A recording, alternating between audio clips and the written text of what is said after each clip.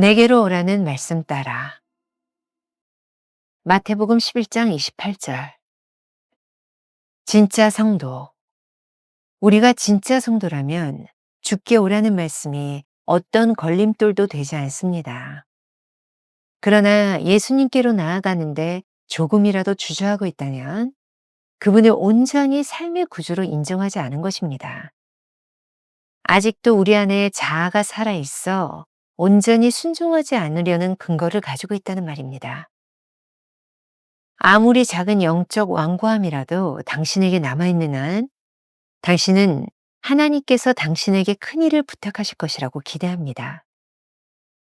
그런데 주님이 당신에게 하라고 하신 모든 것은 단지 오라는 것입니다. 주님께 나아가기 위해서는 자기 포기의 고백이 있어야 합니다. 완전히 가난해져서 오로지 주님만을 의지하는 심정이 되어야 합니다. 우리 안에서 어떤 것도 기대할 수 없을 때 내게로 오라는 말씀에 순종할 수 있습니다. 주님의 인내. 성령께서는 당신이 주님께로 오는 것을 막는 그 어떤 것이라도 도끼로 그 뿌리를 잘라내야 한다고 알려주십니다. 당신이 이 한 가지를 기꺼이 하기 전에는 절대로 전진할 수 없습니다. 그러나 주님의 초청은 강압적이지 않습니다. 성령께서는 당신 안에 있는 쓴 뿌리를 알려주시지만 당신이 허락하지 않으면 성령께서는 그 쓴 뿌리를 제거하지 않으실 것입니다. 주님께서 우리를 부르실 때 우리는 여전히 우리의 생각과 요구를 가지고 나아갑니다. 그리고 또 아무런 성과 없이 주님을 떠나갑니다. 하지만 그 순간에도 주님은 우리가 주님의 손을 붙들기를 기대하며 인내하고 계십니다. 주님의 배타성은 완고함이 아니라 끊임없이 우리를 기다리시는 하나님의 마음과 인내를 보여주는 것입니다. 주님의 배타성은 그 어떤 것도 주님과의 관계에 있어서 걸림돌이 되어서는 안 된다는 의미이며 이미 우리에게 베풀어 주신 하나님의 은혜를 소유할 수 있게 하는 놀라운 기회를 부여합니다. 김병삼 목사의 매일 만나 365, 오늘은 10월 8일 내게로 오라는 말씀을 따라, 이런 제목으로 나누어 보겠습니다. 지난 3일 동안 여러분들 많이 고생하셨습니다. 이 구속, 구원, 그리고 reconciliation, 중생, 화해, 이런 굉장히 어려운 신학적인 주제를 우리가 다루었습니다. 왜 챔버스는, 아니 BD는 이 어려운 주제를 이 10월 달에 배치했을까? 저 혼자 그런 생각이 듭니다. 우울한 날씨에, 추운 날씨에 이 주제를 다뤘다면 더 힘들었을 텐데, 화창한 10월, 이 좋은 가을에 이 어려운 주제를 다루게 한 것도 이유가 있다고 생각합니다.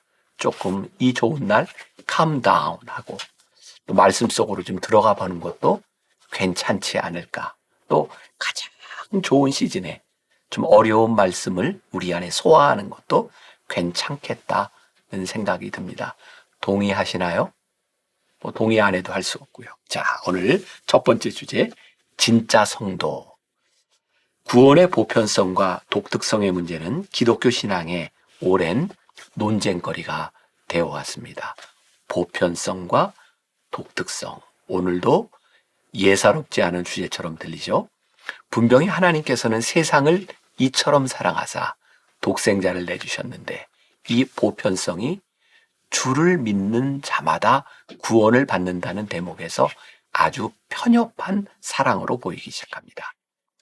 어제 묵상에서는 아주 보편적인 은혜를 다루었지만 하나님께서 인류를 구원하시기 위해 이 땅 위에 오셔서 화해, reconciliation을 이루신 것을 구원 계획이라고 했던 것이죠. 그런데 오늘 말씀의 원 제목은 그리스도의 배타성, 유일성, 영어로는 exclusiveness of Christ라고 되어 있는 부분입니다.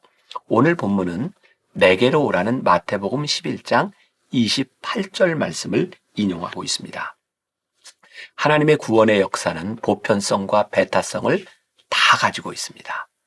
보편성을 일반 은총이라고 말한다면 배타성은 개인적 특별 은총이라고 표현할 수도 있을 것 같습니다. 믿지 않는 많은 사람들이 불쾌감을 느끼는 말 중에 하나가 주님께만 나아오라는 것입니다.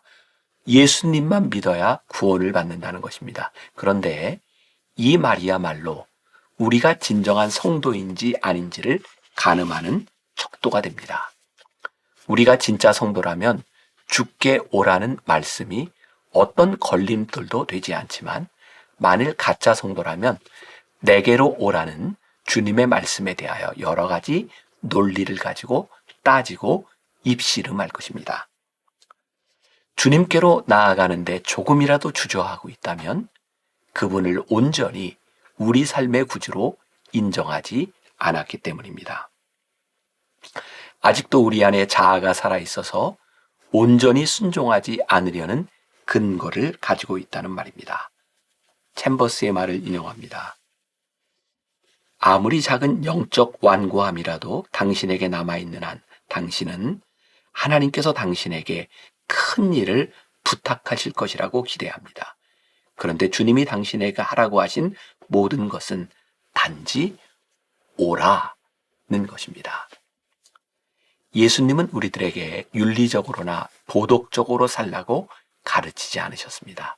그보다는 관계, 즉 그리스도 안에서 하나님의 임재 가운데 살라고 가르치셨습니다.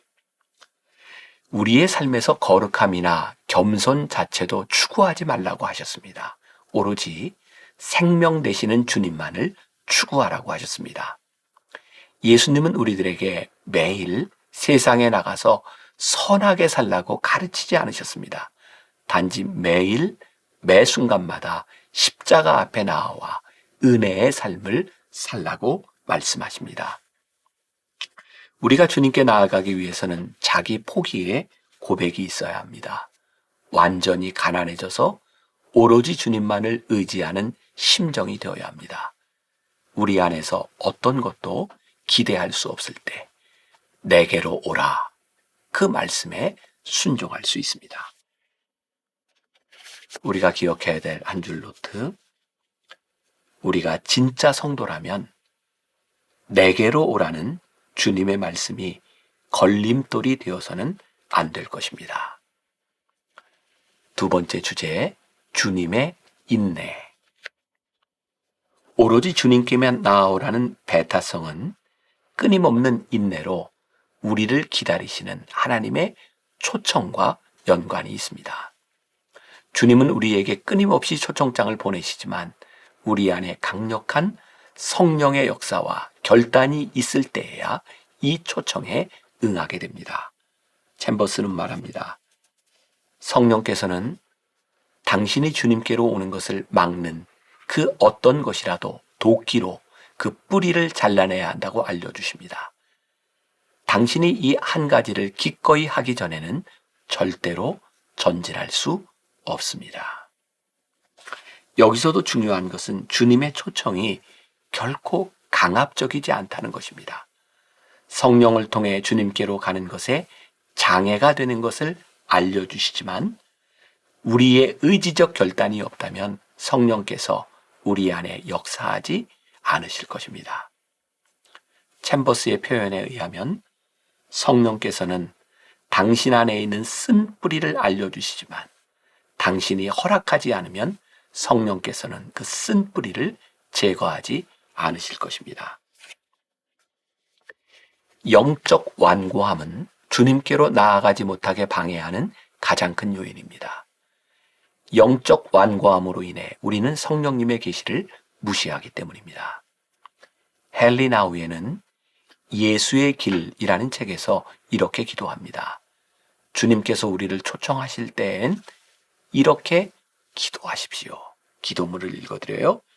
주 예수님, 저를 지배하는 모든 것을 지금 내려놓습니다. 제 안과 바깥에서 날뛰는 수많은 두려움을 떨쳐내도록 도와주소서. 온갖 불안감과 낮은 자존감을 제하시고 하나님의 어린 양이신 주님께서 저를 빚어주소서. 주님의 침묵 속으로 더 깊이 들어가길 원합니다. 거기서 주님의 말씀을 듣게 하소서. 저를 부르시는 음성을 듣고 힘과 용기를 얻어 주님을 따르게 하소서. 주님의 말씀을 듣겠사오니 저와 함께하여 주소서.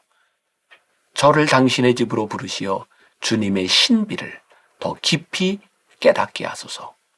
지금 그리고 항상 함께하여 주소서. 아멘. 내게로 오라는 말씀을 따라 주님의 길을 걷습니다. 이 길은 주님께서 쓴 뿌리를 제거하시도록 우리의 마음을 열고 주님의 손을 꼭 잡고 가는 길입니다.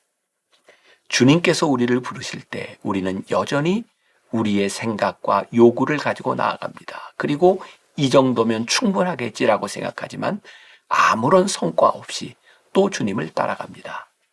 하지만 그 순간에도 하나님은 양팔을 벌리시고 우리를 기다리고 계십니다.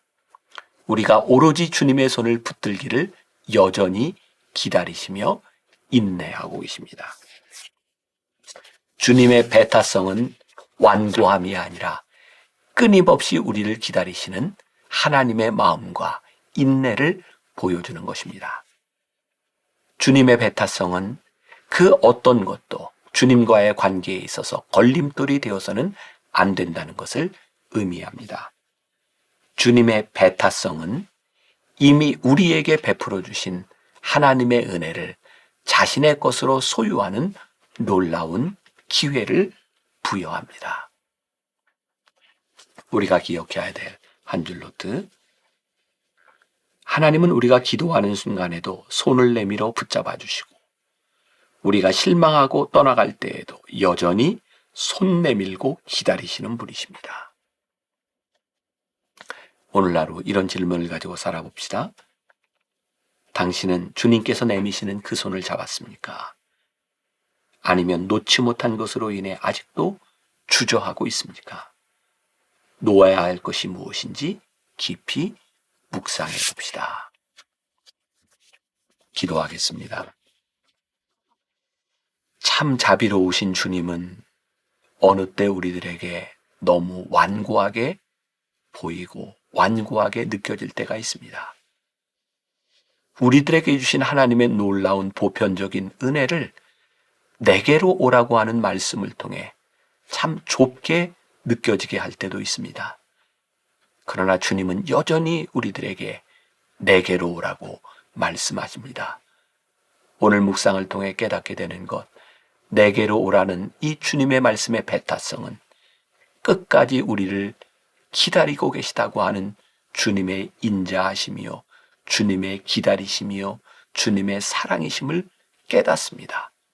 오늘 내게로 오라고 하는 그 말씀이 우리들의 삶의 불평과 불만이 아니라 오늘 나에게 임하는 가장 큰 축복으로 고백되게 하여 주옵소서. 예수님의 이름으로 기도했습니다. 아멘. 우리가 진짜 성도라면 내게로 오라는 주님의 말씀이 걸림돌이 되어서는 안 됩니다. 하나님은 우리가 기도하는 순간에도 손을 내밀어 붙잡아 주시고 우리가 실망하고 떠나갈 때에도 여전히 손 내밀고 기다리십니다. 당신은 주님께서 내미시는 그 손을 잡았습니까? 아직 주저하고 있다면 놓아야 할 것에 대해 깊이 묵상해 봅시다.